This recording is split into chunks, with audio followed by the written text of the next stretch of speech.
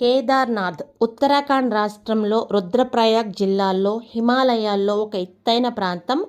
సముద్ర మట్టానికి 3584 మీటర్ల ఎత్తున కొలువైన జ్యోతిర్లింగ క్షేత్రం.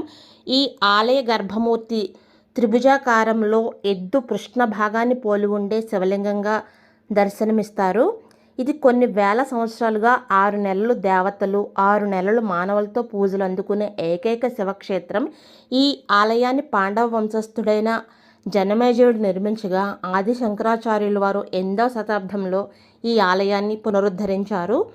పర్వతాల పైన ఉన్న గాంధీ సరోవర్ అనే ఒక పెద్ద సరస్సు నుండి కరిగే మంచు 3 పాయలుగా చీలి కేదార్ ఆలయం నుండి క్రిందికి సాగి మందాకినిగా రూపుదాల్చుకుంటుంది.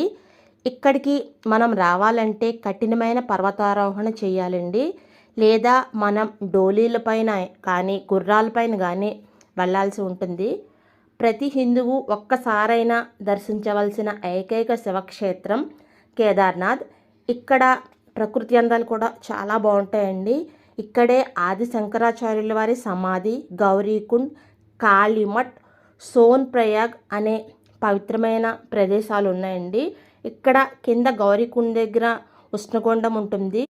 ఈ ఉష్ణగుండం నీళ్లు పొగలు కక్కుతూ వస్తాయండి. ఇక్కడ స్నానం చేస్తే చాలా మంచిది. ఫ్రెండ్స్, ఈ వీడియో నచ్చితే తప్పకుండా లైక్